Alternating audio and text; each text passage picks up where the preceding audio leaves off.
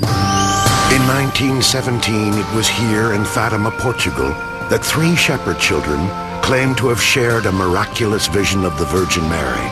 It's the only time in the history of Christianity that messages announced in advance a miracle. Under intense scrutiny, they would accurately foretell the devastation of World War II, the rise and fall of the Soviet Union, and even their own mortal destinies. But one secret would stay carefully guarded for more than 80 years. Finally, in the year 2000, the Pope revealed this prophecy, and to this day the world remains enthralled by the miracles of Fatima.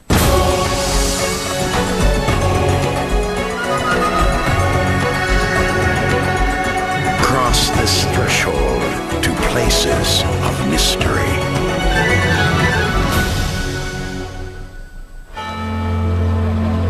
Fatima, Portugal, is one of Catholicism's most sacred sites.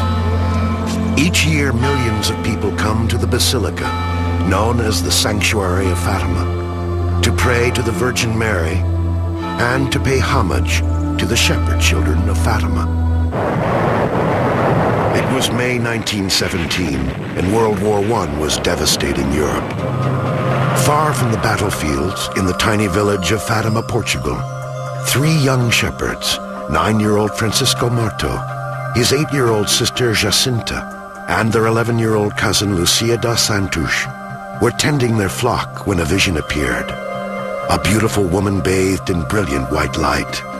Father Cristenu, a local historian, tells their story. On the 13th of May, Our Lady appears to the children.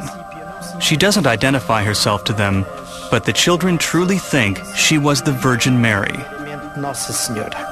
The apparition told them they must return to this very spot on the 13th of each month for 6 months, during which time she would reveal the purpose of her visitations. Though very young, the 3 little shepherds were touched by the message they received from the Lady. The Virgin Mary instructed them to tell no one about her visit, but Jacinta, the youngest, could not hold back. When she arrived home that day, Jacinta says, "Oh, Mother, today I saw Our Lady." It was difficult at first for people to accept that the apparitions were true. The first to doubt them was Lucia's mother. When she heard about it, she became very upset, and she even punished her own daughter, Lucia. The same held true for Jacinta and Francisco's mother. According to their brother João Martu, in possibly the last interview given before his death in May 2000, he recalls what happened. Our mother scolded them. She said, "What kind of good saints are you to see Our Lady?" And my father used to say, "Let it be, woman. Great is the power of God." Compelled by their vision, the 3 children returned to the pasture the next month as the Virgin Mary requested. Word of the divine apparitions was dividing the community. Some vilified the children as blasphemers. During that time, there were people who threatened them, saying that they would punish them. In those times, if someone asked if I belonged to Jacinta and Francisco's family, I would just say, "Me? No!" because I was afraid that they would also punish me. And yet, still others revered the children as saints. Month after month, the curious crowds grew, placing the children in the center of a vicious struggle for power. Government officials became alarmed at the town's growing religious allegiance and saw the children as a threat to their domination over the church. The mayor declared himself against the apparitions and tried by all possible means to stop people from joining in. But it became impossible. It wasn't possible to stop the crowds that were continuing to grow. The crowds concerned the church as well. Monsignor Gueja, director of the basilica, explains. The church had to be very careful, even though it was children, because children can be manipulated or even have delusions. With apparitions of supernatural phenomena, we might believe that the person could be mistaken or that they are perpetrating a fraud. The local priest disputing the apparitions threatened the children with eternal damnation that they would not admit their lies. But the children were steadfast. They insisted that they were seeing and speaking with the Virgin Mary. On the third visit of July 13th, the Virgin Mary gave them a message which had to remain a secret. The message of the so-called secret consisted of 3 parts. After the Virgin asked them if they were willing to accept the sacrifices that God wanted to send them, Our Lady then showed the secret's first part, a vision of hell. In her published memoirs, Lucia describes the vision. Our Lady showed us a great sea of fire. Plunged in this fire were demons and souls in human form, all blackened or burnished bronze, floating around in the conflagration. The Virgin Mary's message continued with the second part of the secret. This war is going to end, but if people do not cease offending God, a worse one will break out during the pontificate of Pius XI. The papacy of Pius XI began in 1922 and extended into the year 1939. During this time, Hitler came to power, and Japan invaded China. These were the sparks that ignited World War II, just as the Virgin Mary had predicted. The second part also included the announcement of the Virgin. To prevent this, I shall come to request the consecration of Russia to my Immaculate Heart. If you do what I ask, people shall have peace. Otherwise, Russia shall spread its mistakes. The children had never heard the name Russia before. They thought it was a wicked woman in need of conversion. Of course, Russia was at that time involved in a dramatic communist revolution, which had banned religious devotion. James Hardiman, former skeptic and Fatima novelist, now sees a clear and prophetic connection between the children's message and global events. Mary said that Russia would spread its evils all over the world, and entire countries would cease to exist. And of course that happened. They vanished behind the Iron Curtain. But then Mary also prophesied that this could be reversed by consecrating Russia to the Immaculate Heart of Mary. In 1984, the Pope's call for atheist Russia's return to God would coincide with Mikhail Gorbachev's rise to power. 4 years later, Gorbachev would become the first Russian president to meet with the Pope, just as the Soviet Union began its rapid disintegration. It now appears that this sequence of events was predicted by the children of Fatima. Fatima is the only time in the history of the world that current events, current affairs, political substance has been included in the messages of Mary. It seems now that the 2 secrets predicted 3 cataclysmic events: the rise of communism, World War II, and the end of the Soviet Union. But the children told of a 3rd secret, and Mary's order that they keep it to themselves.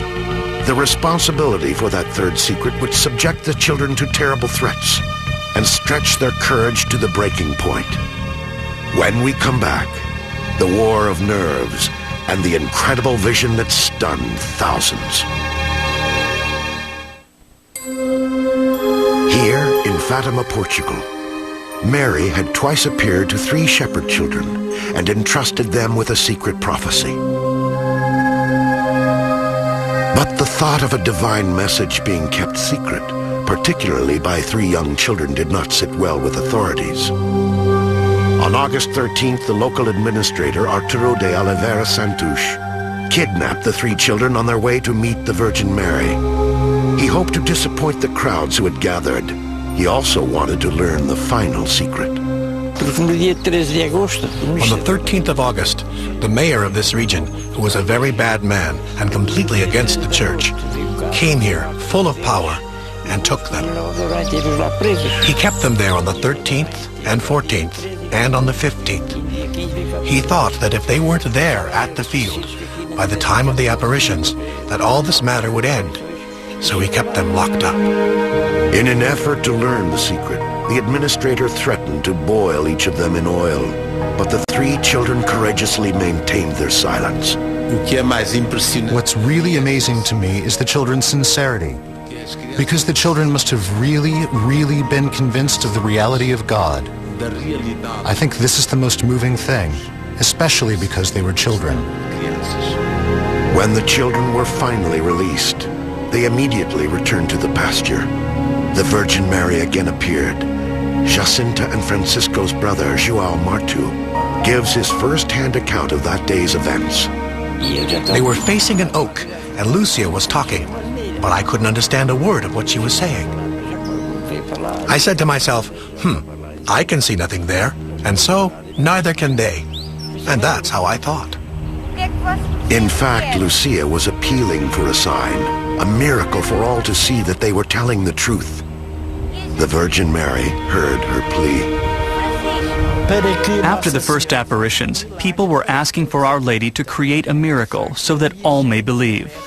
In fact, the Virgin promises a miracle, which was to happen on the 13th of October of that year. Lucia's mother continued to get mad at her because she thought she was still lying. Lucia said that it was the truth and said that Our Lady was going to make a miracle that everybody would see. And her mother would say, "More lies." October 13th, 1917.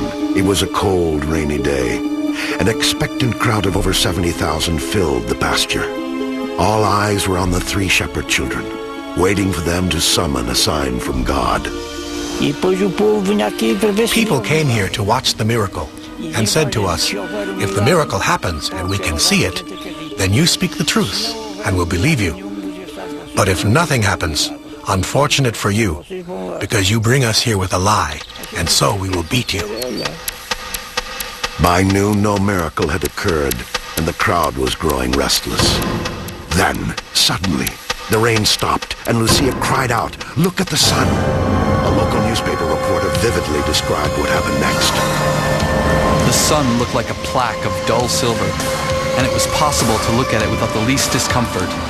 But at that moment, a great shout went up, and one could hear the spectators nearest at hand shouting, "A miracle! A miracle!"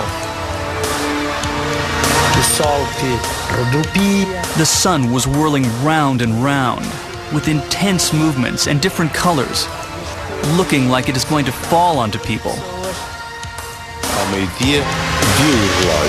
My parish priest was there, and he said that the sun detached from the sky and came down towards him. He threw himself on the ground, convinced he was going to die. Then suddenly one heard a clamor, a cry of anguish breaking from all the people. The sun, whirling wildly, seemed all at once to loosen itself from the firmament, and blood red advanced threateningly upon the earth as if to crush us with its huge and fiery weight. The sensation during those moments was truly terrible. Lucia's cousin Maria was a small child when she witnessed this event. Everyone was afraid when the sun appeared. People kneeled down, and everybody asked Our Lady for forgiveness. They thought Our Lady brought them there to die. The sun then returned to its proper place in the sky. 70,000 witnesses were awestruck by a vision no one could explain. It's the only time in the history of Christianity that messages announced in advance a miracle to be worked several months later so that people could come to see it. It's a very significant thing. Everybody was completely convinced that because of this marvelous thing, the facts of the apparition must be true. The miracle of the sun sanctified the pasture as holy ground. The events had a dramatic effect on the shepherd children. Francisco spent most of the days following the miracle in solemn prayer. He said that the Virgin Mary told him he would soon be called to heaven. Suffering from pneumonia, he died on April 4th, 1919, at the age of 10. Jacinta passed away 10 months later from influenza at the age of 9. And Lucia, the only remaining survivor, joined the Order of Carmelite nuns at the age of 18. From the sanctuary of this convent, she alone held the third secret of Fatima. In 1930, the Catholic Church accepted the children's visions as a true miracle. 1 year later, Francisco and Jacinta would be credited with another miracle.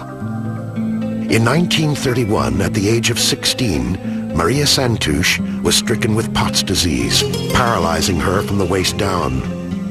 After enduring years of tremendous pain and torturous, futile medical remedies, she prayed to Francisco and Jacinta for help. I was 36 years old. That's when I started praying the novenas. For 15 years I prayed the novenas. One day, I started to feel my feet tingling, which was very strange, because I could never feel my feet. Then there was this voice, a clear voice of a child, and the voice told me, "Sit up, you can do it." I said to myself, "Oh my God, am I sitting? Is this possible?" I was. On the 80th anniversary that Jacinta died, I said, "Oh, little Jacinta, it's been 80 years today you flew to heaven. Please don't forget this sinner." I had already tried many times to raise myself up, but I was never able to do it. And on that day, I raised myself up. I firmly set my feet on the ground. And I said to myself, "Oh, it doesn't hurt me. My legs are good. I am going to walk." Her doctors could not explain her startling recovery. Maria's case was verified by the Vatican as a true miracle. Still, there remained the matter of the third secret, and the only surviving witness to Mary's appearance more than 8 decades ago. On his recent trip to Portugal, Pope John Paul II returned to Fatima to beatify Jacinta and Francisco. It was the second step of a complex and lengthy process that may eventually lead to sainthood. Though she will not be eligible for beatification until she dies, their cousin Sister Lucia, at 92 years old, was there as well. Amidst the joy of the occasion, one question nagged at the massive throng of worshippers and journalists. Would the third secret at last be revealed? On the podium stood 2 frail souls, the only ones with the power to disclose the third secret of Fatima. When we come back, an astounding revelation. It was 1917 when a trio of children in Fatima, Portugal, claimed to have received 3 messages from the Virgin Mary. 2 of those messages, including predictions of World War II and the rise and fall of Soviet Russia, were revealed early on. The only surviving child, Lucia dos Anjos, had told no one the contents of the third secret. But in 1947, when Lucia became gravely ill, her bishop ordered her to write it down. Lucia did as she was told. The third part of the secret was taken to Rome at the end of 1957. Sister Lucia had told the Bishop of Leiria that it would not be made public before 1960. So the world was expecting it to be revealed in 1960. John the 23rd opened Sister Lucia's letter, which detailed the third secret, in 1960. And those who were there say that tears poured down his face. And he folded the letter up, put it back in its envelope, ordered it to be resealed in the archives, and said, "This is not for our time." Over the next 40 years, other pontiffs would also read and conceal the secret. Fearing the worst, some speculated that the secret predicted a nuclear apocalypse, or a crisis of faith that threatened our collective mortal soul. The only ones who truly knew remained sheltered behind the walls of the Vatican and the walls of a convent.